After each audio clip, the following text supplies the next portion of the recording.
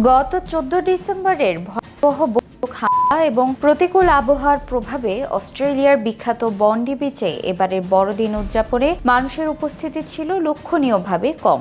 25 December ঝোড়ো হাওয়া এবং বৃষ্টির আশঙ্কার পাশাপাশি সাম্প্রতিক নাশকতার আতঙ্ক পর্যটক ও স্থানীয়দের মনে প্রভাব ফেলেছে। ঈদের হানুকা উৎসবে সেই হামলায় 15 জন নিহত এবং কয়েক ডজন মানুষ আহত হয়েছিলেন, যা দেশ জুড়ে কঠোর বন্দুক আইন ও বিদ্বেষ বিরোধী আন্দোলনের দাবি তুলেছে।